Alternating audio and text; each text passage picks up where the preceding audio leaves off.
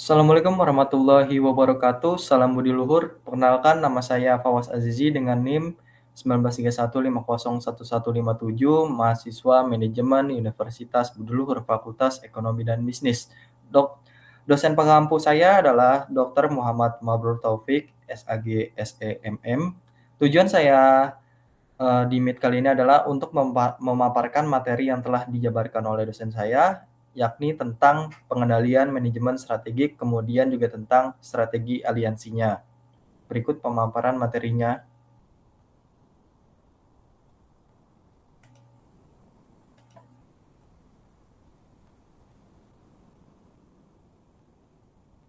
Oh ya, pada kali ini saya ditemani oleh rekan saya, yakni Nadia Putri Dewi Andaya, seorang mahasiswi juga dari Universitas Budi Luhur.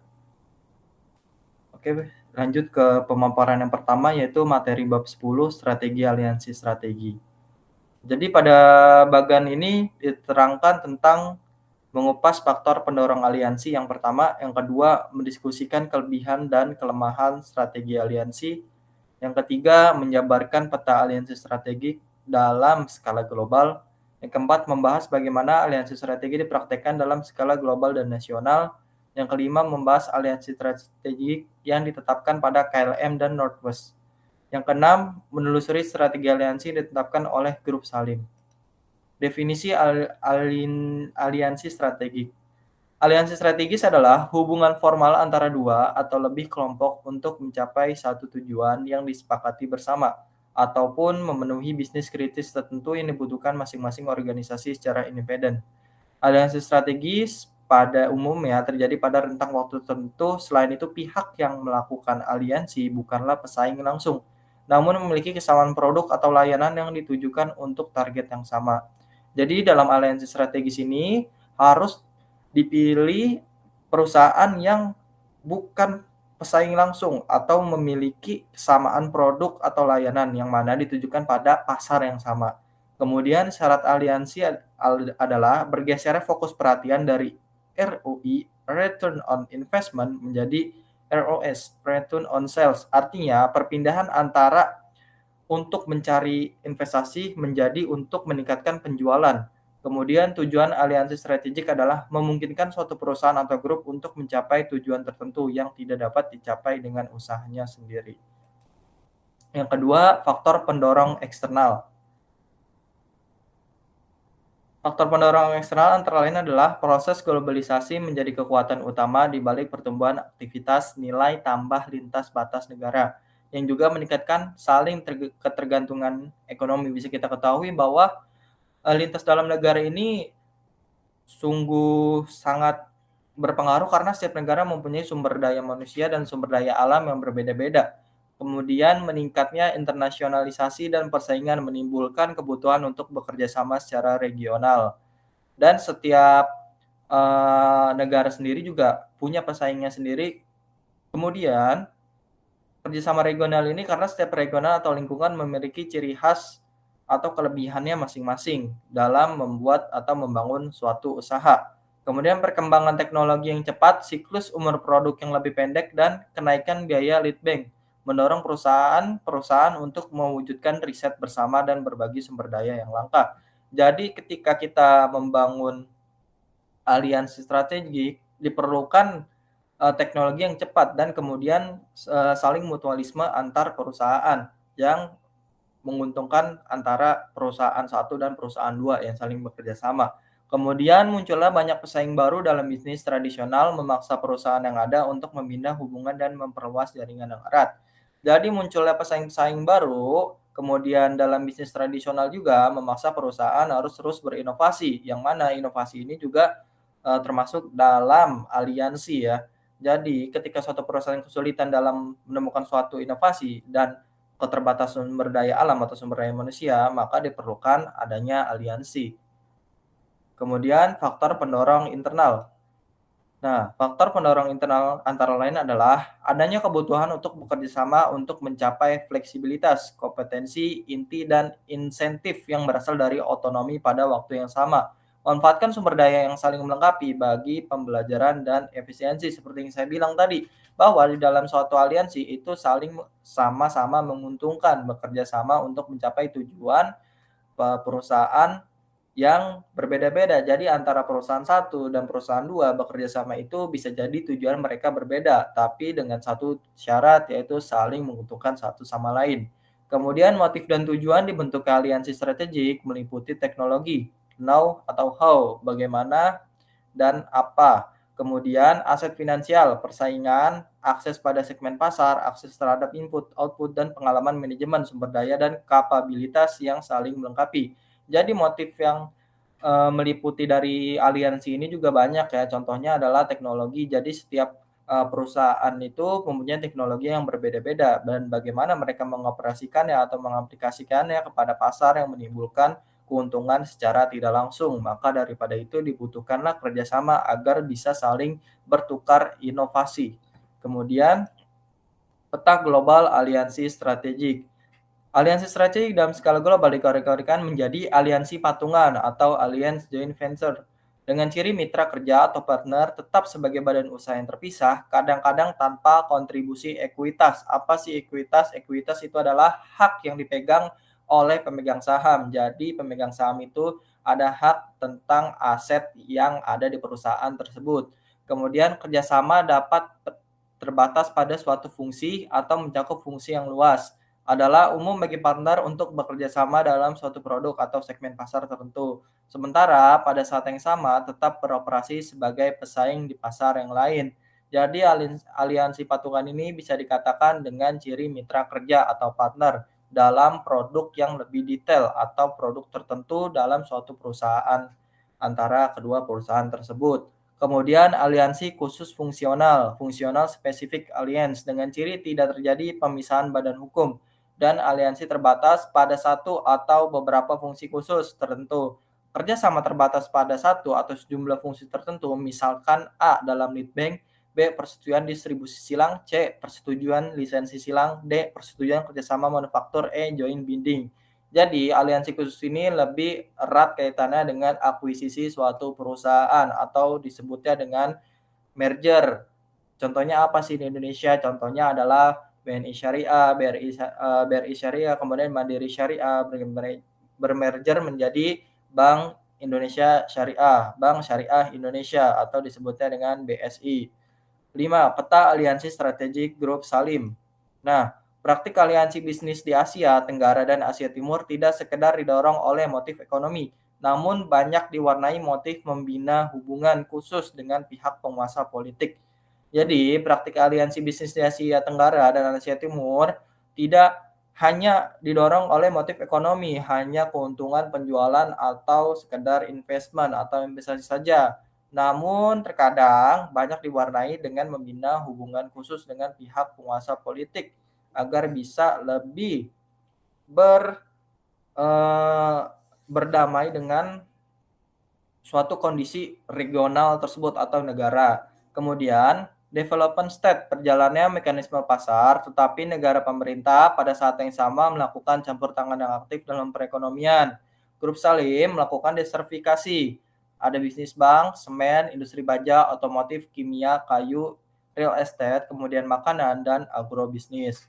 Kemudian strategi analisis Grup Salim, joint ownership management. Grup Salim sebagai pendatang baru dan berada di belakang layar atau lame investor. Grup Salim menjadi pelopor dalam bidang bisnis baru.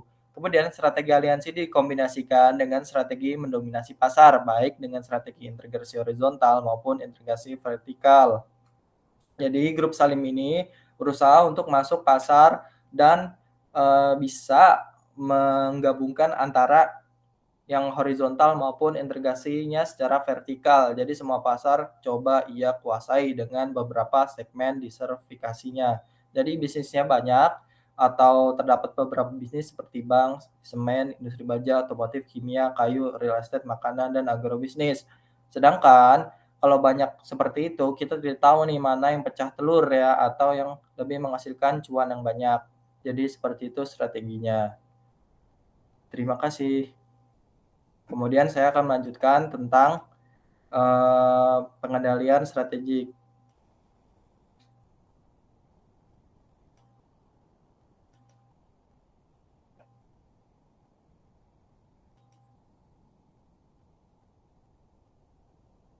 Pengendalian strategik. Dan di pengendalian strategik ini menjelaskan pendekatan tradisional dalam pengendalian strategik. Kemudian yang kedua, menerangkan pendekatan kontemporer dalam pengendalian strategik. Yang ketiga, menjelaskan bahwa implementasi strategi secara efektif membutuhkan 3 kunci pengendalian strategik, yaitu budaya, kemudian penghargaan. Yang pertama, pengertian pengendalian strategik dan pendekatannya.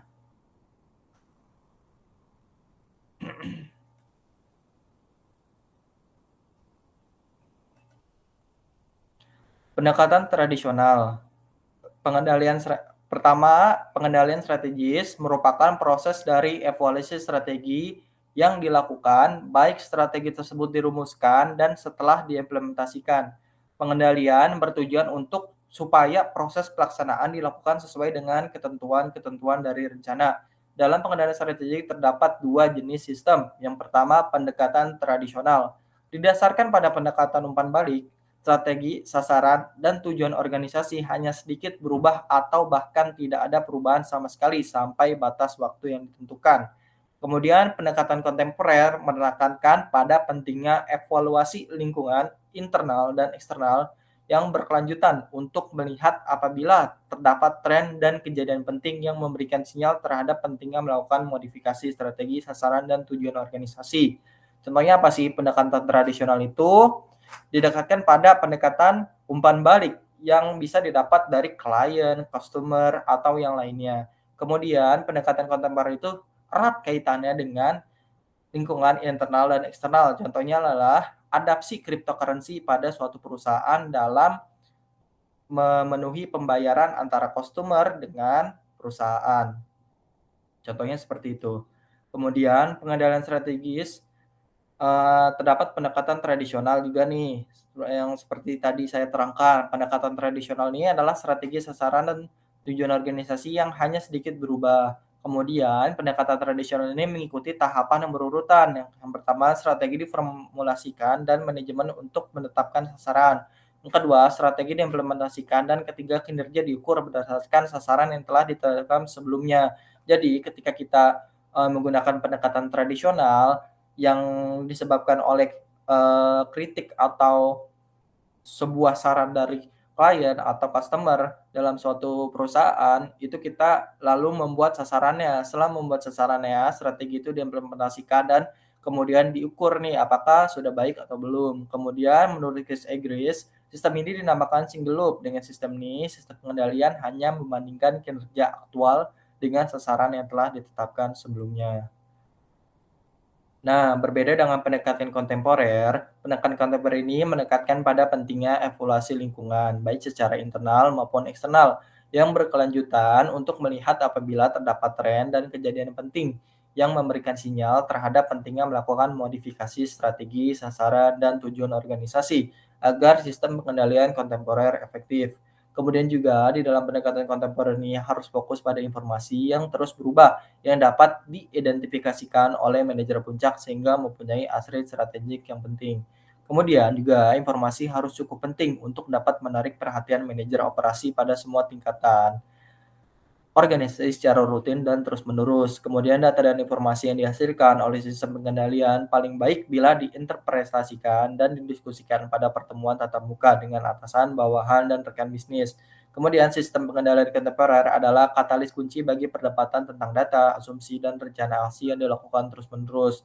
Pendekatan kontemporer ini sifatnya lebih sulit ya menurut saya karena perlunya adanya modifikasi dan inovasi yang dapat berpengaruh terhadap suatu perusahaan. Tetapi dampak dari pendekatan kontemporer ini menurut saya itu lebih terlihat karena biasanya suatu perusahaan yang mengikuti tren itu, lajunya itu atau, tren perusahaan tersebut akan bagus. Kemudian yang kedua itu tentang pengawasan perilaku. Jadi pengendalian perilaku berfokus pada implementasi bagaimana melakukan sesuatu dengan benar, doing things right, atau implementasi strategi yang efektif membutuhkan 3 kunci. Yang pertama culture, kemudian rewards, dan boundaries.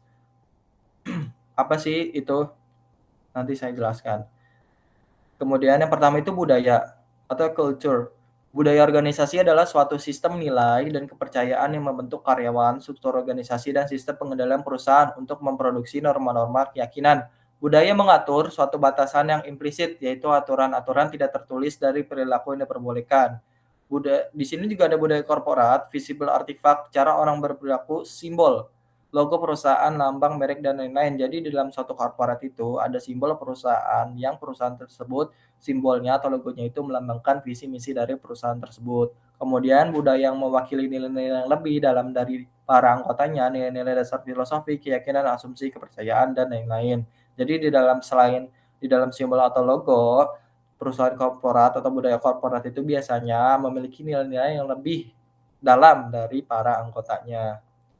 Kemudian yang kedua itu tentang penghargaan atau reward.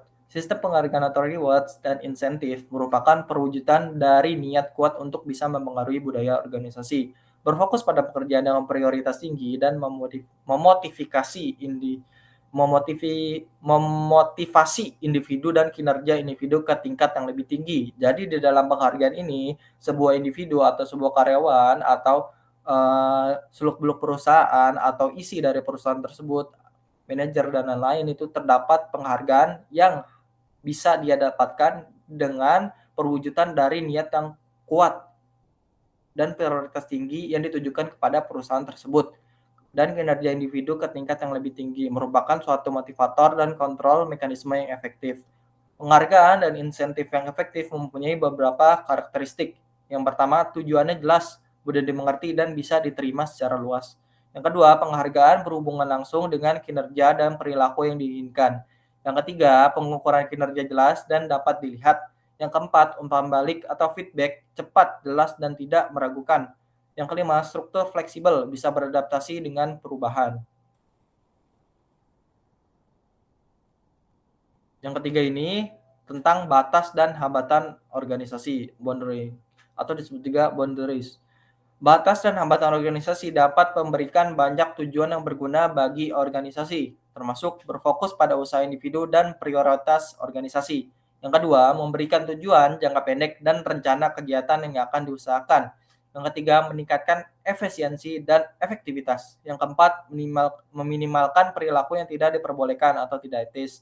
Tujuan jangka pendek harus yang pertama spesifik dan bisa diukur. Kedua, mempunyai batasan waktu yang spesifik dalam usaha pencapaian. Yang ketiga, dapat dicapai dan cukup menantang untuk bisa memotivasi manajer menyelesaikannya.